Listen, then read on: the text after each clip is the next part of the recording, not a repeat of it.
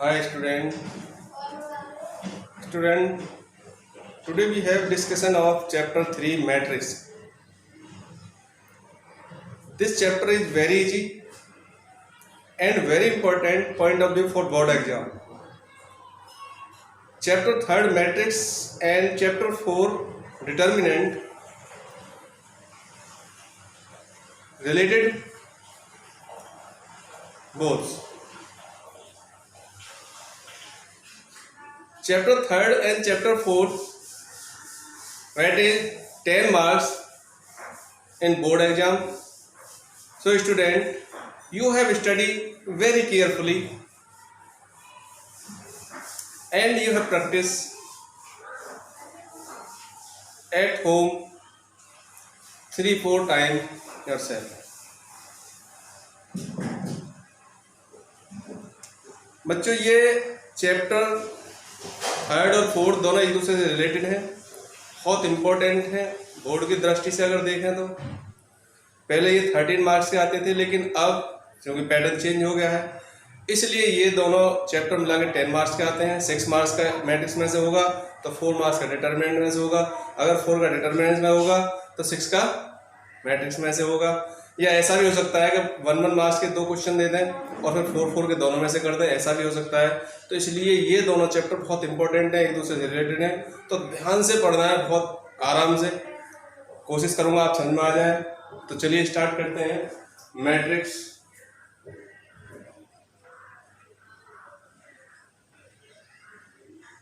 Matrix ये singular है और मैट्रिक्स बोल दे तो प्लुरल हो जाएगा। तो मैट्रिक्स क्या है? ए रेक्टेंगुलर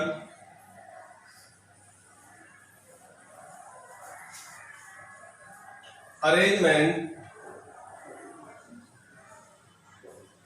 ऑफ एलिमेंट्स। यानी मैट्रिक्स को डिफाइन कैसे करेंगे? ए rectangular arrangement of elements is called matrix. यानी जो एलिमेंट्स हैं, एलिमेंट्स को रेक्टेंगुलर के शेप में अरेंज करना मैट्रिक्स कहलाता है। जैसे मान लीजिए फॉर एग्जांपल 1 2 3 4 5 6, ये देखो हमारा क्या बनना है? रेक्टेंगुलर के शेप में बनना है, तो ये मैट्रिक्स हो गया। 1 2 3 4 5 6 अगर मैं इसको से लिख दूं तो भी रेक्टेंगुलर के शेप में है, तो ये मैट्रिक्स हो गया। अगर मैं लिख दूं 1 2 3, ये भी हमारा रेक्टेंगुलर शेप में है, तो ये मैट्रिक्स हो गया। अगर लिख दूं 1 2 3, ये भी रेक्टेंगुलर शेप में है, तो ये भी मैट्रिक्स हो गया। मान लीजिए मैं कोई एलिमेंट यहां लिख दूं, ये भी रेक्टेंगुलर शेप में है, तो ये मैट्रिक्स हो गया। अगर मैं लिख दूं ये 1 2 3 4 5, ये तो ये हमारा मैट्रिक्स नहीं है, क्योंकि चेक कर लीजिए यहां ये रेक्टेंगुलर शेप है, ये बनी नहीं, क्योंकि ये आ गया, ये आ गया, ये इस तरह से ये बन गया, तो ये रेक्टेंगुलर शेप नहीं है। जब ये रेक्टेंगुलर शेप में नहीं है तो इसलिए ये मैट्रिक्स नहीं है। तो मैट्रिक्स क्या होगी? यानी एलिमेंट्स को रेक्टेंगुलर शेप में अरेंज करना ही हमारा मैट्रिक्स होता है। अब इसके आगे आता है साइज। साइज का मतलब क्या होता है? आकार। साइज मीन्स ऑर्डर, इसको बोल सकते हैं order of matrix.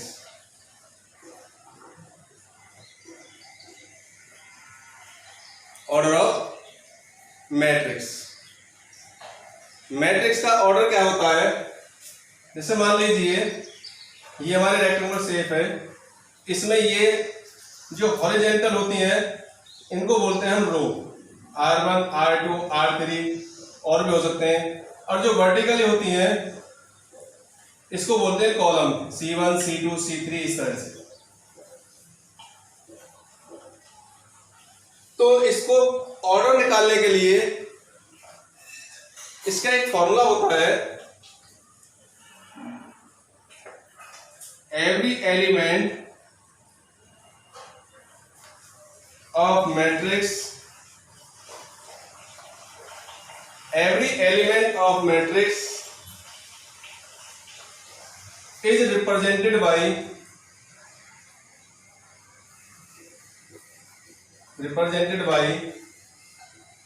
aij m by n, यानी aij m by n मतलब m क्या है, रो, और n हमारे column, n row n column, i j i और j क्या है इसके एलिमेंट, नंबर ऑफ एलिमेंट, जैसे 1 a11 a12, फॉर एग्जांपल देखिए कोई मैट्रिक्स, इसको हम किसी से भी a से c से b से किसी से भी रिप्रेजेंट कर सकते हैं। तो ये होगा हमारा, जैसे a11 i वैल्यू 1 रख दिया, j1 रख दिया, a12 इसका मतलब है फर्स्ट रो का फर्स्ट एलिमेंट, फर्स्ट रो का सेकंड एलिमेंट, फर्स्ट रो का third element, dot dot dot, first row का n एलिमेंट। अब a21 सेकंड रो का फर्स्ट एलिमेंट, a22 इसको बोलते हैं सेकंड रो का second element, a23 second row का third element, dot dot second row का n एलिमेंट। इसी तरह से dot dot dot dot dot am1 यानी m रो का फर्स्ट एलिमेंट, am2 m रो का सेकंड एलिमेंट, am3 m रो का third element, dot dot amn m रो का n एलिमेंट। तो ये हमारा ऑर्डर बन जाएगा m इंटू n, यानी m रो और n कॉलम। अरे बात समझ, जैसे मान लीजिए ये बनाया है, तो अब हम देखो इनमें ऑर्डर चेक करते हैं कि इनके ऑर्डर है क्या। पहले हम किसको लेते हैं, रो को लेते हैं, फिर कॉलम को लेते हैं। तो देखो इसमें कितनी रो है, 1 और 2, देखो ये हो गई 1 फर्स्ट रो, और ये हो गई सेकंड रो। इसमें कॉलम हो गए थर्ड, ये C1 C2 C3, तो कितने कॉलम है 3, रो कितनी है 2, तो ये कितना होगा 2/3 ऑर्डर का होगा। इसमें रो कितनी है 1 2 3, कॉलम कितने 2, जो वर्टिकली होते हैं वो कॉलम और जो हॉरिजॉन्टली होते हैं वो रो। तो ये हमारा कितना होगा 3/2 ऑर्डर का होगा। इसमें रो कितनी है 1, कॉलम कितने 3, तो इसमें होगा 1/3 ऑर्डर का। इसमें रो कितनी है 1 2 3, कॉलम 1, तो ये होगा 3/1 ऑर्डर का होगा। इसमें रो भी 1 कॉलम भी 1, तो ये होगा 1/1 ऑर्डर का। तो इस तरह से ये हमारे क्या हो गए, इसके ऑर्डर हो गए। अब ऑर्डर के बाद नंबर ऑफ एलिमेंट क्या होते हैं, number of element any matrix, यानी किसी भी मैट्रिक्स में नंबर ऑफ एलिमेंट कितने होते हैं। नंबर ऑफ एलिमेंट होता है, number of element equal to m into n, यानी जो रो और कॉलम है उनकी मल्टीप्लाई कर दो तो क्या आ जाएगा, नंबर ऑफ एलिमेंट आ जाएगा। जैसे मान लीजिए एक मैं आपको इस पर बेस्ड क्वेश्चन बता रहा हूं। जैसे मान लीजिए क्वेश्चन है इस तरह का, 1 मार्क्स का क्वेश्चन बोर्ड में पूछ लिया जाता है कभी कभी। Right all possible order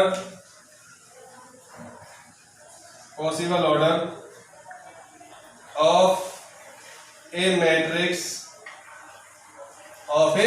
matrix using, इसमें कितने भी दे सकता है। मान लीजिए मैं ये ले लूं, फर्स्ट में 6 एलिमेंट,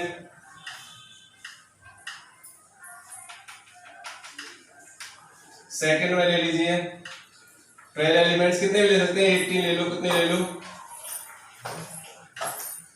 तो इसमें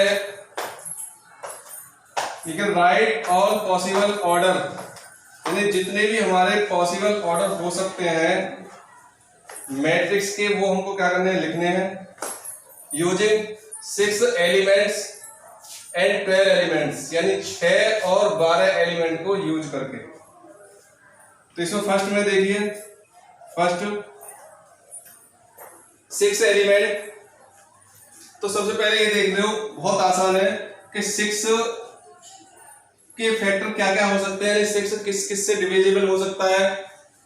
6 हमारा 1 से डिवाइड हो जाएगा, 6 हमारा 2 से भी डिवाइड हो जाएगा, 6 हमारा 3 से भी डिवाइड हो जाएगा, और 6 हमारा 6 से भी डिवाइड हो जाएगा।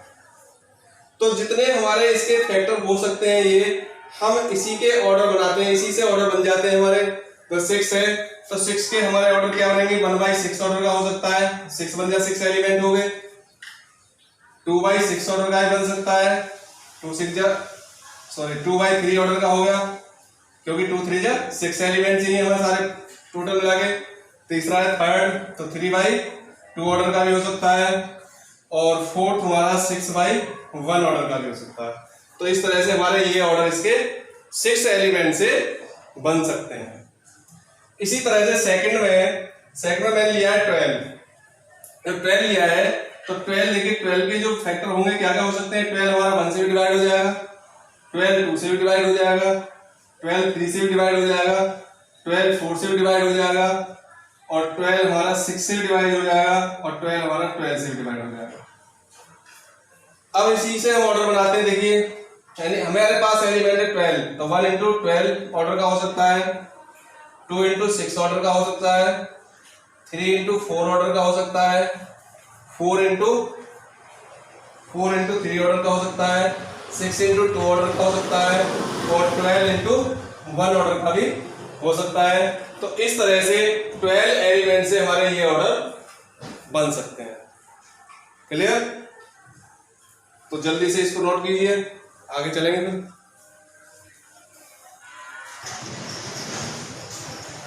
इसके आगे अब आते हैं equal matrix.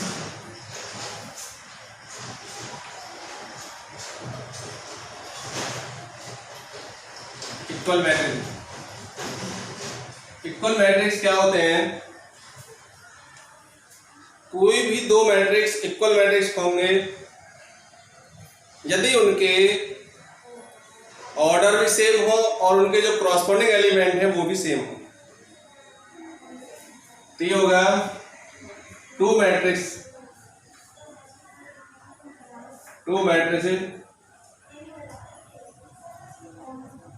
Are equal matrix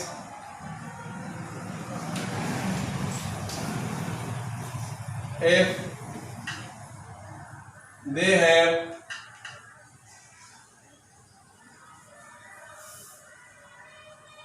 same order and same corresponding elements। यानी कोई भी दो मैट्रिक्स हमारे इक्वल मैट्रिक्स होंगे यदि दोनों के ऑर्डर सेम हो और उनके कॉरस्पॉन्डिंग एलिमेंट भी सेम हो। फॉर एग्जांपल जैसे मान लीजिए 1 2 3 4 -2 5 6 7 8 ये ले लिया मैंने, एक मैट्रिक्स हमारा ये हो गया।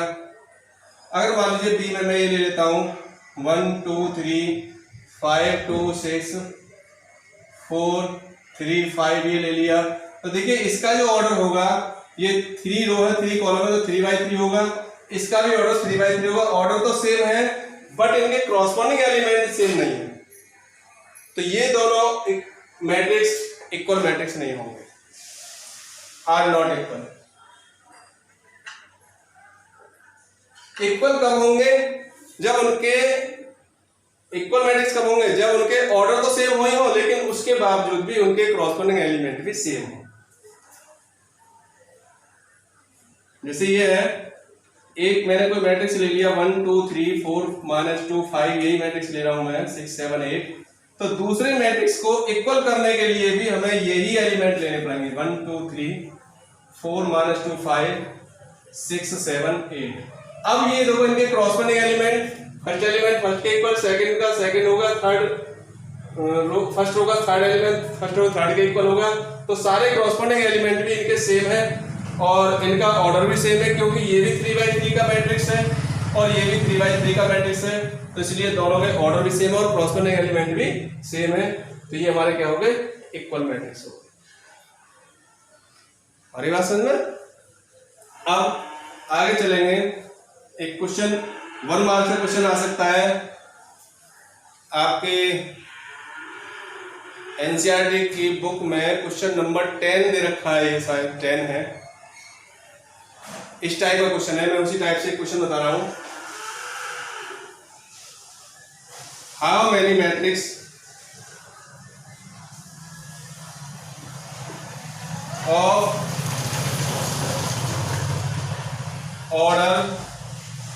3/3 यानी कितने मैट्रिक्स बनेंगे 3/3 के, यूजिंग द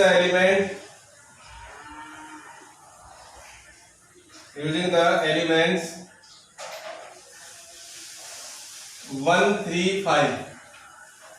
135 को यूज करके 3/3 के कितने मैट्रिक्स हम बना सकते हैं।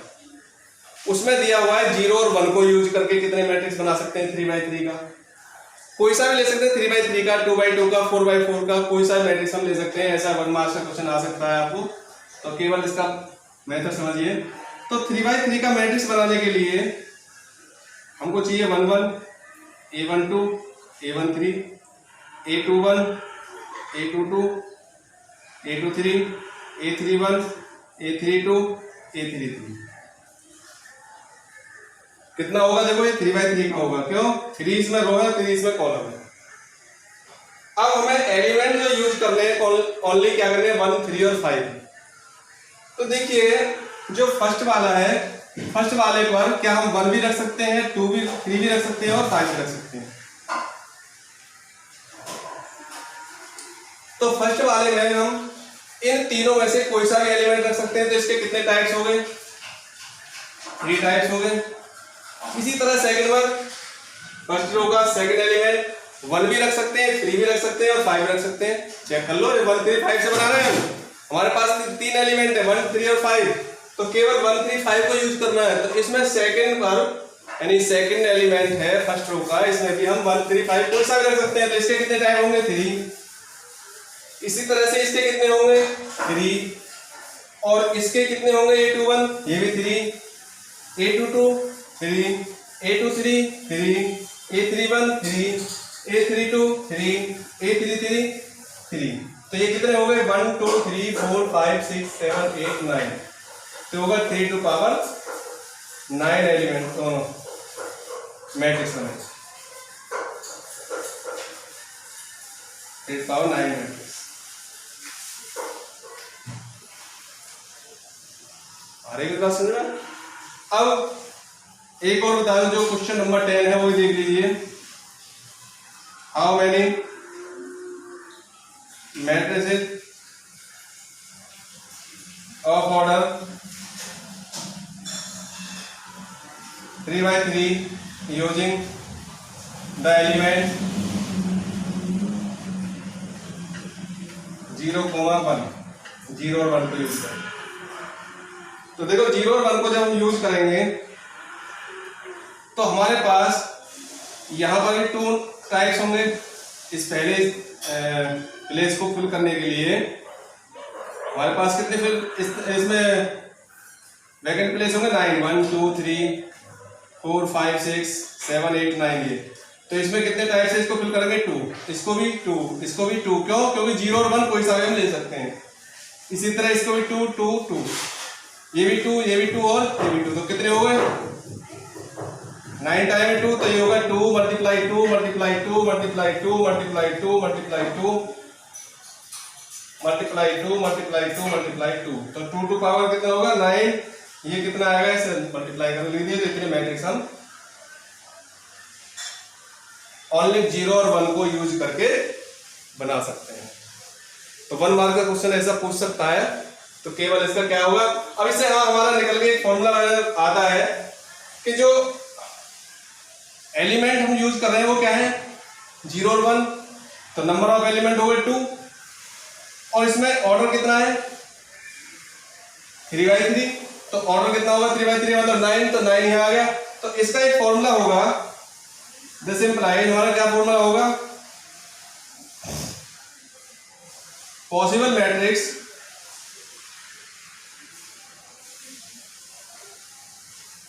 ये होगा नंबर ऑफ एलिमेंट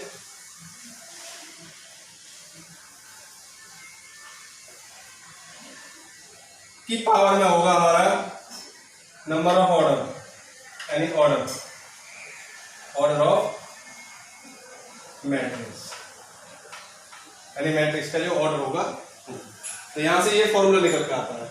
इस फॉर्मूले से हम डायरेक्ट भी ऑप्शनल में आएगा 1 मार्क्स का, तो डायरेक्ट हम इससे निकाल के डायरेक्ट भी कर सकते हैं। आगे समझ में जल्दी नोट करिए, आगे चलते हैं फिर।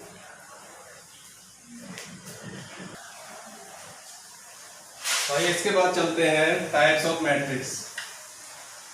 Types of matrix.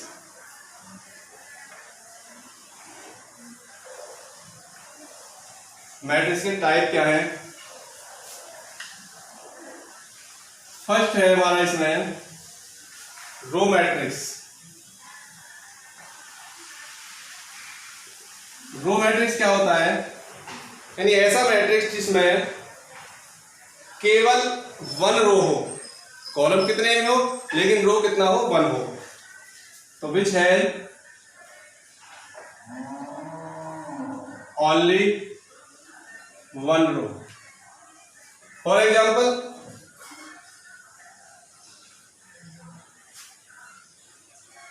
One two three ये ले लिया तो इसमें देखो कितने रो है, केवल वन रो है, तो ये 1/3 का होता है, ये होगा। उसके बाद नंबर 2 है हमारा कॉलम मैट्रिक्स। कॉलम मैट्रिक्स में क्या होगा? इसमें केवल एक कॉलम आएगा, which has only one column. जैसे इसी को मैं लिख दूं इस तरह से, अगर 1 2 3, तो ये हमारा क्या हो जाएगा? एग्जाम्पल इसका ये 3/1 का होगा, क्योंकि इसमें कॉलम कितना है? केवल 1। अब नंबर 3 हॉरिजॉन्टल मैट्रिक्स।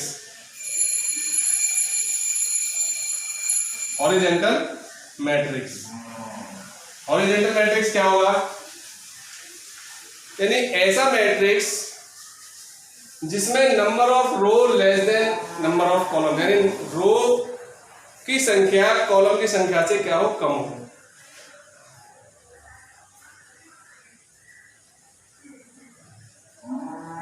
यानी number of row less than number of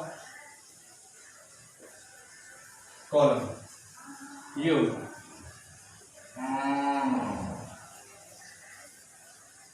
यानी जिसमें रो की संख्या कॉलम की संख्या से कम हो, या हम इसको डिफाइन करना चाहे तो क्या होगा? A matrix is called horizontal matrix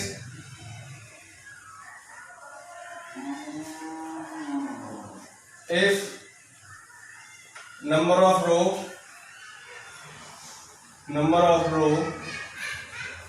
is less than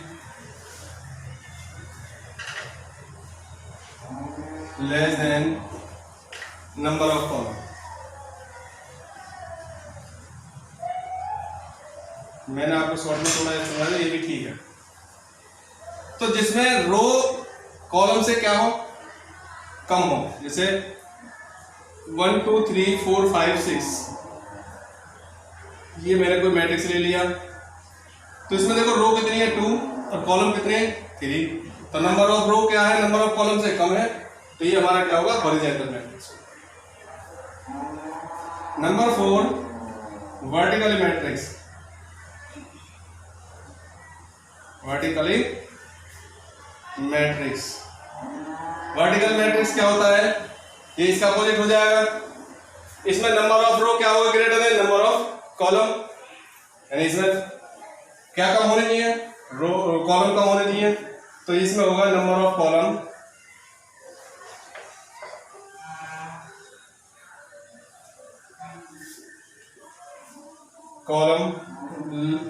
column less than number of रो।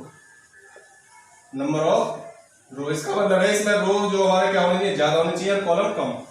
तो इसी को अपोज कर दो 1 2 3 4 5 6। तो देखो ये आ गया हमारा एग्जांपल इसका। इसमें रो कितनी है? 3 और कॉलम कितने हैं? 2। तो ये हमारा क्या होगा? वर्टिकल मैट्रिक्स होगा। समझ बात आ रही है? डिफाइन ऐसे कर सकते हो, लेकिन मैंने शॉर्ट में तो कर दिया है आपको। इसके बाद 5 है singular matrix and singular matrix.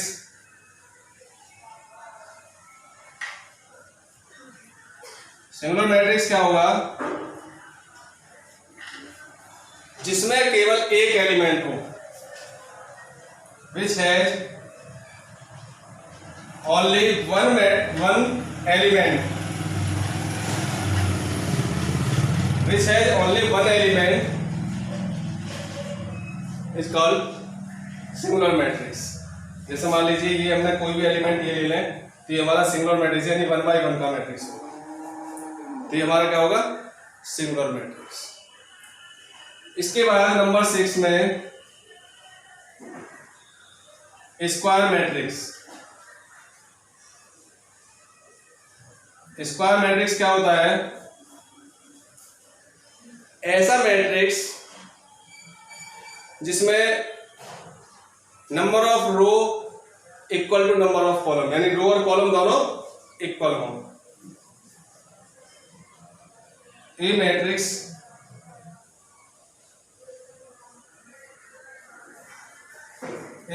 Is called square matrix. एक मैट्रिक्स स्क्वायर मैट्रिक्स होता है कब? if number of row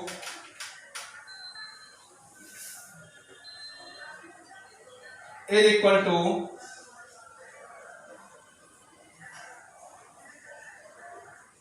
number of column, number of row number of column के इक्वल हो। फॉर एग्जाम्पल 1 2 3 4 5 6 -2 5 2, तो देखिए इसमें कितनी रो है? 3, कॉलम कितने हैं? 3, तो ये 3/3 का हो गया, तो इसको बोलेंगे हम स्क्वायर मैट्रिक्स। तो ये समझ में आ गए होंगे, इनको नोट करिए फटाफट।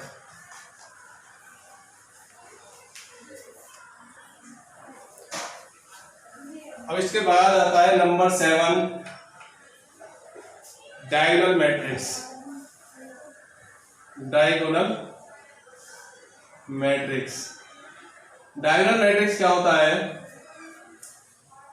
यानी ऐसा मैट्रिक्स जिसके डायगोनल को छोड़कर सारे एलिमेंट कैसे हो? जीरो। डायगोनल को छोड़कर सारे एलिमेंट जीरो, यानी डायगोनल के सिवा सारे जीरो होने चाहिए, और वो कैसा मैट्रिक्स होना चाहिए? स्क्वायर मैट्रिक्स होना चाहिए। तो ये होगा a square matrix have diagonal matrix if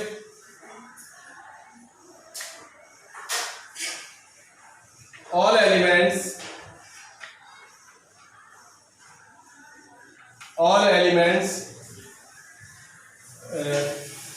are zero, all elements zero except diagonal, यानी डायगोनल को छोड़कर है, डायगोनल के सिवा। यानी कोई भी स्क्वायर मैट्रिक्स डायगोनल मैट्रिक्स होता है यदि उसके सारे एलिमेंट जीरो हो डायगोनल के सिवा। तो ये होगा फॉर एग्जांपल यहां कुछ भी हो सकता है 2 0 0 0 3 0 0 0 -4। तो देखिए इसमें ये हमारा क्या है? ये डायगोनल, और इन डायगोनल को छोड़कर डायगोनल के जितने भी एलिमेंट हैं इनको छोड़ दें तो बाकी सारे एलिमेंट हमारे जीरो हैं, इसके ऊपर भी और इसके नीचे भी। तो ये मैट्रिक्स हमारा क्या होता है? डायगोनल मैट्रिक्स होता है। इसके बाद नंबर 8 आता है स्केलर मैट्रिक्स। स्केलर मैट्रिक्स क्या है? ये भी यही है, बस केवल थोड़ा सा डिफरेंस इसमें आ गया है। ए स्क्वायर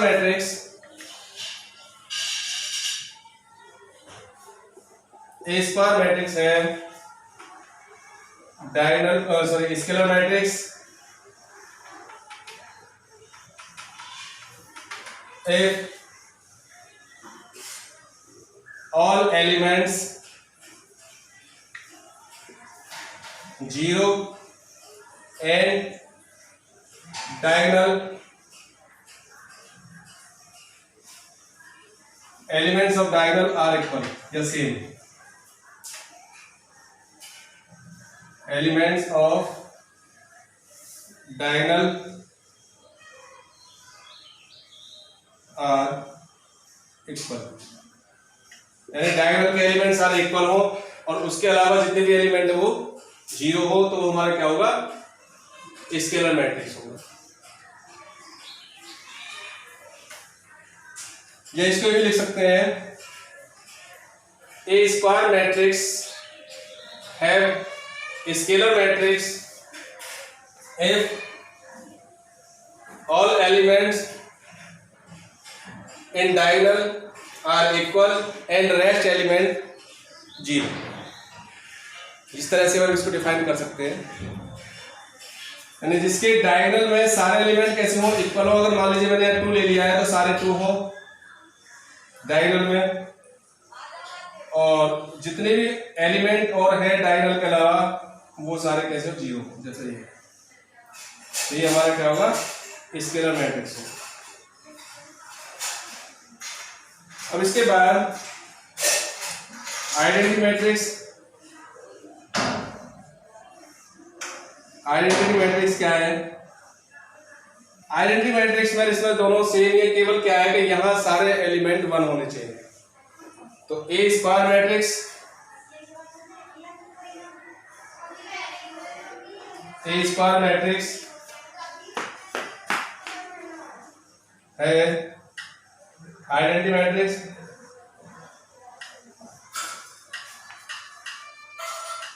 if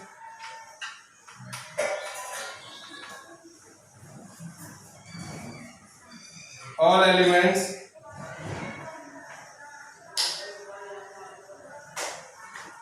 in diagonal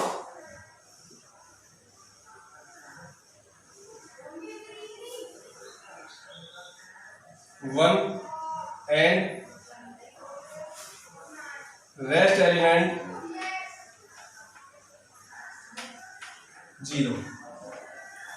यानी डायगोनल में सारे एलिमेंट 1 हो और जितने भी एलिमेंट उसके अलावा बचे वो सब क्या हो, 0. तो ये हमारा क्या होगा, डायगोनल मैट्रिक्स होगा.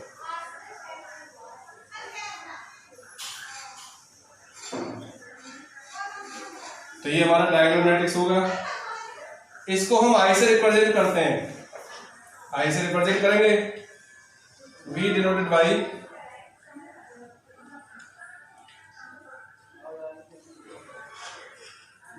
आई.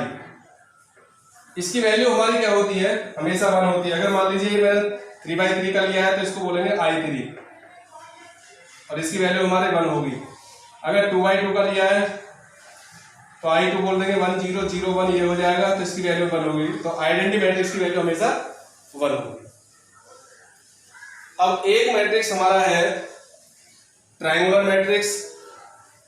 थोड़ा इसे को शॉर्ट में समझा दे रहा हूं. ट्रायंगुलर मैट्रिक्स, ट्रायंगुलर मैट्रिक्स में क्या है, इसमें 2 तरह के मैट्रिक्स होते हैं, एक अपर ट्रायंगुलर और एक लोअर ट्रायंगुलर. यानी ट्रायंगुलर